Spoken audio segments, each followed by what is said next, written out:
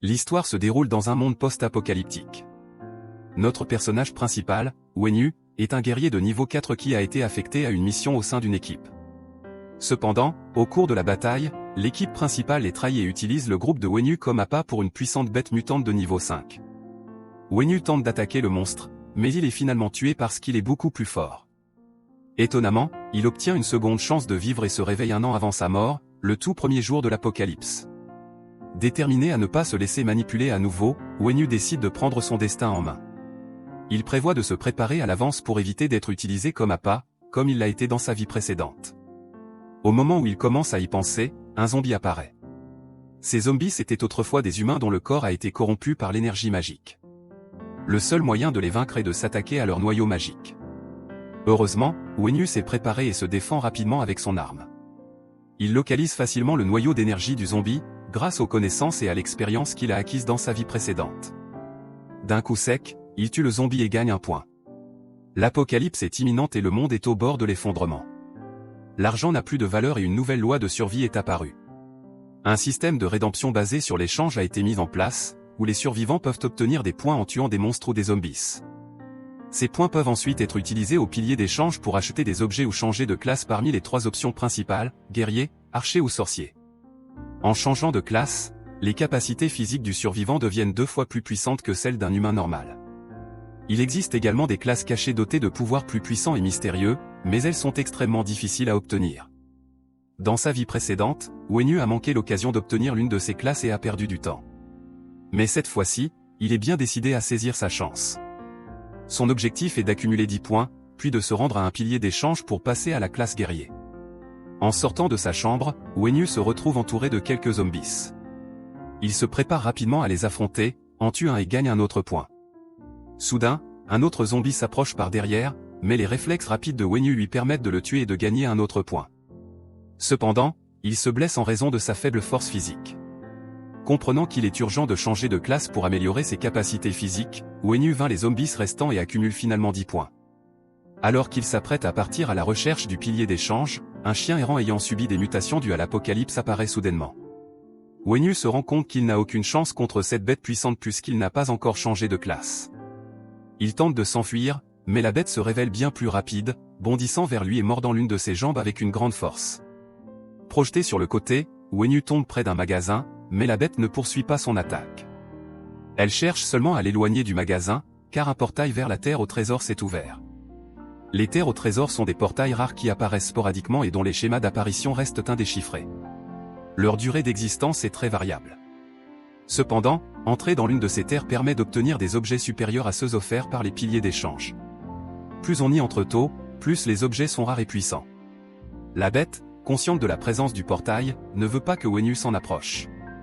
Cependant, seuls les humains peuvent pénétrer dans ces portails. Reconnaissant l'intérêt de Wenyu, la bête intensifie son assaut et parvient à lui mordre le bras. Wenyu, armé d'une dague, riposte en poignardant la bête. Mais plus la bête subit de dégâts, plus elle mord fort et finit par arracher le bras de Wenyu. Souffrant énormément, Wenyu se rend compte que la montée en niveau est le seul moyen de guérir ses blessures. Cherchant désespérément à survivre, il n'a d'autre choix que de franchir le portail. La bête, comprenant cela, continue son attaque. Wenyu esquive habilement l'assaut et bondit vers le portail. Cependant, alors qu'il est sur le point d'entrer, la bête lui mord la jambe, ce qui l'incite à prendre une décision désespérée. Il se tranche la jambe et franchit le portail. À l'intérieur du pays du trésor, il découvre un coffre. En l'ouvrant, il trouve un parchemin pour une classe cachée. Bien que les classes cachées ne soient pas toujours plus puissantes que les classes normales, leur capacité surpasse celle des classes ordinaires. Lorsque Wenyu touche le parchemin, toutes ses blessures guérissent miraculeusement et il change de classe pour devenir le maître des âmes. Cette nouvelle classe lui confère une capacité unique appelée Royaume des âmes. Chaque fois qu'il monte de niveau, il gagne un nouveau Royaume des âmes. De plus, grâce à son changement de classe, il acquiert un familier d'âme, une bête d'âme, dotée de 2 compétences. La première est le frappe d'âme, une compétence passive de rang S qui endommage les âmes des ennemis, l'effet dépendant de la disparité entre les attributs de l'ennemi et ceux de Wenyu. La seconde capacité permet au familier de fusionner ses attributs avec ceux de Wenyu et de lui conférer l'une de ses propres capacités. Les attributs de base combinés de cette classe surpassent ceux des autres classes. Wenyu pense qu'avec ce seul pouvoir, il pourrait surpasser ses compagnons à l'avenir, même ceux qui ont des classes cachées. Wenyu repasse ensuite le portail et rencontre à nouveau la bête. En remerciement du rôle joué par la bête, il prévoit de l'envoyer à sa perte dès que possible. La bête lance une attaque, mais Wenyu l'esquive et riposte. Cependant, ces attaques n'ont qu'un effet minime en raison de la formidable résistance physique de la bête. En réponse, Wenyu change de forme de combat et lance un nouvel assaut. Sa première capacité de rang S, frappe de l'âme, s'active alors, infligeant des dégâts à l'âme de la bête. Wenyu finit par s'évanouir en constatant l'immobilité de la bête, pensant qu'elle est vaincue. Alors qu'il s'apprête à partir, la bête se relève inopinément, activant sa propre capacité de rang S, croissance. Cette capacité permet à la bête d'augmenter de façon exponentielle sa forme physique et son taux de croissance. La bête et Wenyu étaient initialement de niveau 1, mais il y avait désormais une différence significative entre eux. Cela était dû à la capacité de rang S de la bête, qui lui permettait d'augmenter son potentiel à l'infini. Comprenant qu'il n'a aucune chance contre la bête, Wenyu s'éloigne rapidement et s'échappe du magasin, fermant hermétiquement la porte pour piéger la bête à l'intérieur. Cette bête mutante était incroyablement inhabituelle, plus elle subissait de dégâts, plus elle devenait forte. Cette capacité n'était pas familière à Wenyu depuis sa vie passée. Se souvenant d'un événement important, Wenyu se rappela qu'au 3e jour de l'Apocalypse, une immense salle des trésors était apparue dans le parc Jibin géant. Dans cette salle des trésors, il y avait un livre noir très convoité, une capacité extrêmement rare, ainsi que du jade de protection de grade F et d'autres objets de grande qualité. En renaissant, il pouvait s'efforcer de saisir ces opportunités pour devenir encore plus fort. Cependant, le pays des trésors était également très dangereux. Il décida donc de se rendre d'abord à un pilier d'échange. Alors qu'il traversait son quartier, il remarqua qu'il était déjà complètement tombé. Il n'y avait pas d'autre moyen d'atteindre le pilier d'échange que de naviguer à travers la horde de zombies. Vaincre plusieurs zombies attira l'attention des autres, mais il ne faisait pas le poids face à Wenyu, désormais maître des âmes. Dans cette vie, personne ne pouvait entraver sa progression. Après plusieurs minutes de combat, il réussit à éliminer tous les zombies et atteint enfin le pilier d'échange. En touchant le pilier, il est téléporté à l'intérieur. Cependant, à sa grande déception, rien n'a changé. Il s'attendait à recevoir des objets puissants au début de l'Apocalypse. Blessé par le combat contre les zombies, il se met à la recherche d'une potion de soin. Malheureusement, il ne peut pas s'offrir d'objets de valeur, car il nécessite un nombre important de points.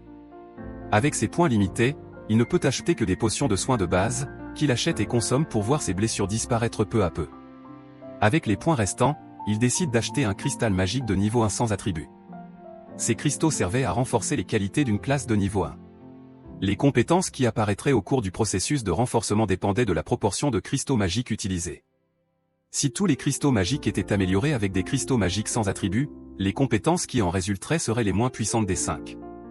Cependant, ces cristaux magiques n'affectaient pas Wenyu puisqu'il ne pouvait pas ajouter d'autres compétences. Néanmoins, l'utilisation du cristal augmentait ses aptitudes physiques d'environ 0,5 fois. Même s'il désirait une meilleure arme pour améliorer ses prouesses au combat, il n'avait pas assez de points dans le pilier d'échange pour en acquérir une. Sachant qu'il avait 2 jours pour chercher des armes avant l'ouverture du portail dans le parc Jianbin, il récupéra quelques armes dans un magasin abandonné. Il se rendit compte qu'il avait moins de compétences que les classes communes, et que sans passer à sa forme de combat, il subirait des dégâts importants en mêlée. Il cherche donc des armes plus meurtrières pour renforcer son âme de compagnie. Soudain, il entend quelqu'un appeler à l'aide. 2 frères et sœurs sont entourés de zombies, et l'aîné se rend compte qu'ils seront dévorés s'ils ne font rien. Il demande à sa sœur de rester en arrière pendant qu'il affronte les zombies. Prenant une arme, il avance vaillamment vers les zombies mais est rapidement terrassé par l'un d'entre eux. Sa sœur tente désespérément de l'aider. Alors que le zombie est sur le point d'attaquer, Wenyu arrive et le tue rapidement avec sa hache. Les frères et sœurs sont stupéfaits par sa capacité à éliminer le zombie d'un seul coup. Lorsque d'autres zombies apparaissent, Wenyu les élimine sans effort, profitant de sa nouvelle force. Témoins de l'incroyable force de Wenyu, les 2 personnes qu'il a sauvées décident de le suivre. Exprimant leur gratitude, l'homme remercie Wenyu de les avoir secourus. Wenyu leur conseille d'être prudents à l'avenir et part à la recherche d'armes et d'équipements utiles. Cependant, la jeune fille l'interrompt et lui révèle qu'elle connaît un endroit où se trouve un grand nombre d'armes, le commissariat de police de la rue 100 EL. Le seul problème est que le poste de police est entièrement entouré de zombies. Wenyu se précipite sur les lieux. En arrivant au poste de police, il remarque l'apparition soudaine de rats géants. Se rendant compte que quelque chose d'inhabituel est en train de se produire, il décide d'observer à distance. En grimpant sur un poteau, puis sur un bâtiment voisin, il voit les rats s'engager dans une bataille féroce avec les zombies. Il se demande si quelqu'un au sein du commissariat n'a pas attiré un si grand nombre de zombies. Tandis que les rats parviennent à repousser les zombies, il s'approche prudemment du commissariat. Alors que les zombies sont sur le point de pénétrer dans le commissariat, les autres officiers ne savent pas quoi faire. L'officier Wang, poussé par le désir de vengeance après la mort de sa fille, déclare son intention d'affronter les zombies. La barricade qui retient les zombies se brise et ils commencent à s'infiltrer. Cependant, paralysé par la peur, l'officier Wang est incapable de tirer. Au dernier moment, alors que le zombie est sur le point de l'attaquer, Wenyu intervient, lance sa hache et tue le zombie. Il continue à éliminer les zombies qui tentent d'entrer dans la station, accumulant ainsi un nombre important de points. Au total, il gagne près de 1000 points. Les officiers sont étonnés par ses prouesses pour abattre autant de zombies. Alors que les deux policiers s'enfuient, l'officier Wang décide de rester sur place. Déterminé à venger la mort de sa fille aux mains d'un rat mutant, l'officier Wang avait intentionnellement attiré les zombies et les rats au poste de police. Cependant, son plan ne s'est pas déroulé comme prévu, car les rats ont non seulement survécu, mais sont devenus plus forts. Désireux de se venger à nouveau, l'agent Wang révèle son plan à Wenyu. Il lui explique qu'il a l'intention d'attirer tous les rats à un endroit précis, d'allumer de la dynamite et de les faire exploser. Il révèle que le roi des rats, une créature mutante de niveau 2, réside dans l'entrepôt et que les autres rats lui servent d'homme de main. Prenant la dynamite, l'agent Wang se dirige vers l'entrepôt, Wenyu abattant tous les rats qui l'attaquent en chemin. Arrivé à l'entrepôt, l'officier Wang affronte le roi des rats. En allumant la dynamite, une énorme explosion se produit. L'explosion est incroyablement puissante et entraîne la mort de la quasi-totalité des rats.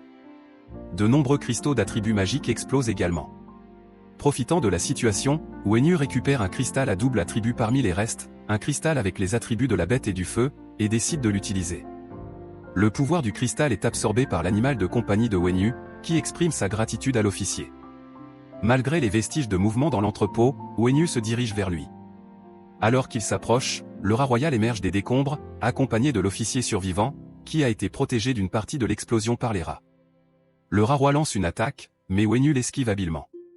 Constatant que le rat roi a été blessé par l'explosion, Wenyu active sa capacité de rang et s'appelait frappe de l'âme. Ses yeux brillent et il y projette un rayon laser, blessant grièvement le rat.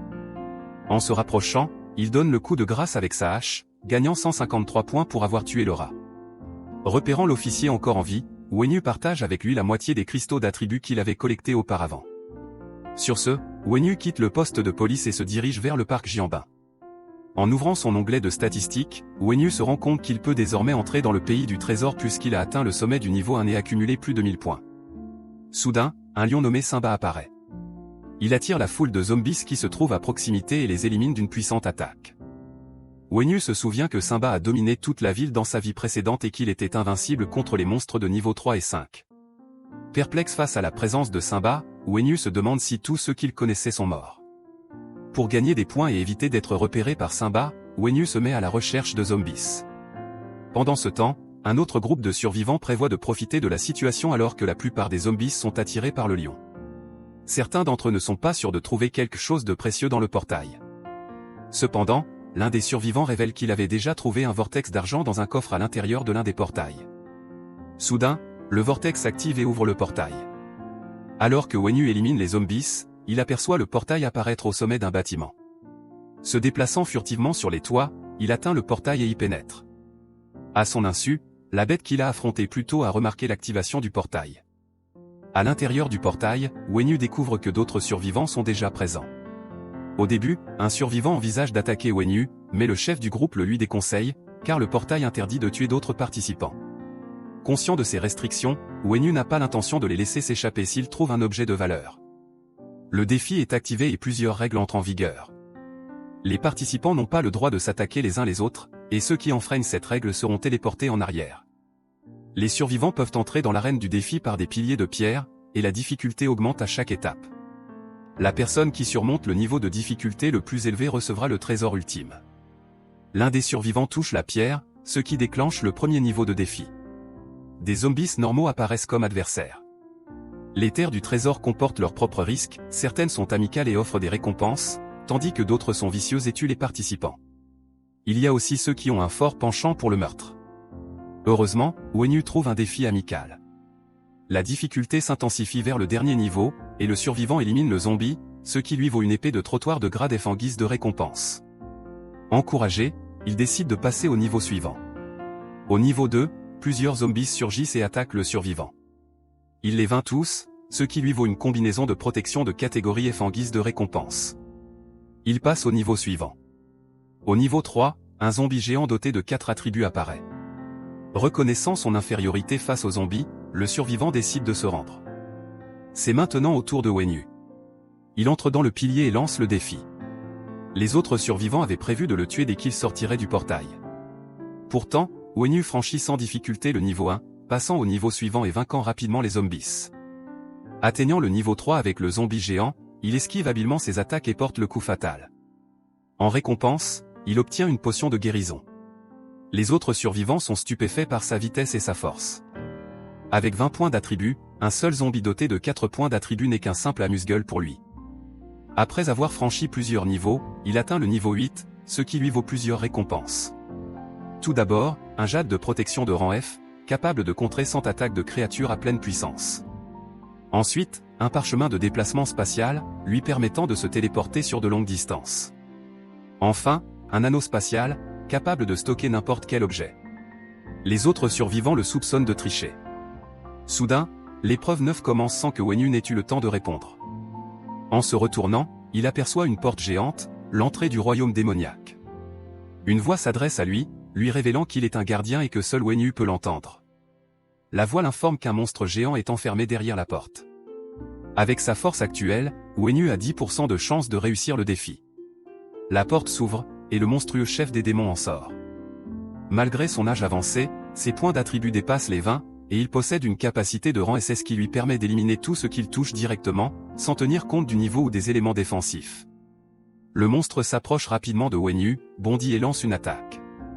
Au dernier moment, Wenyu esquive habilement l'assaut. Le monstre active sa capacité de rang SS, et l'objectif de Wenyu est d'esquiver ses attaques pendant 10 secondes. Avec l'expérience de ses vies précédentes, il n'a pas beaucoup de marge de manœuvre pour esquiver, car l'arène est petite. Wenyu utilise sa compétence de frappe de l'âme pour attaquer, mais elle s'avère inefficace contre le démon sans cervelle. Il lui suffit d'éviter ses attaques pendant 3 secondes supplémentaires.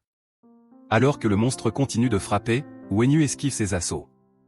Alors qu'il ne reste qu'une seconde, le monstre porte un coup, mais Wenyu survit à l'attaque grâce au jade de rang F, qui annule les dégâts 10 fois. Il lui reste maintenant 9 utilisations du jade. La compétence du démon ancien n'est plus activée. Wenyu se prépare à attaquer, sautant et frappant le démon. En retour, le démon riposte avec une attaque. Cependant, le jade protecteur annule les dégâts une fois de plus. Bien que l'ancien démon possède de solides défenses, Wenyu continue d'attaquer au même endroit, espérant avoir l'occasion de le vaincre. Il est à nouveau frappé par le démon, et le jade protecteur absorbe les dégâts, mais une petite fissure apparaît dans l'armure de Wenyu. Repérant l'occasion parfaite de frapper, Wenyu saisit son épée et attaque le point faible, tuant le démon.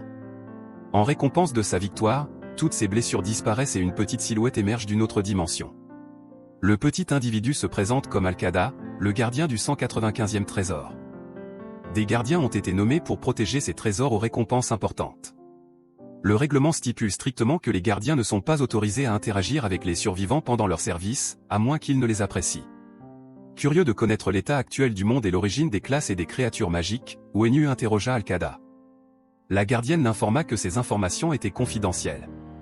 Wenyu s'enquit alors de sa récompense finale, ce qui incita Alcada à produire un morceau de papier provenant d'une autre dimension.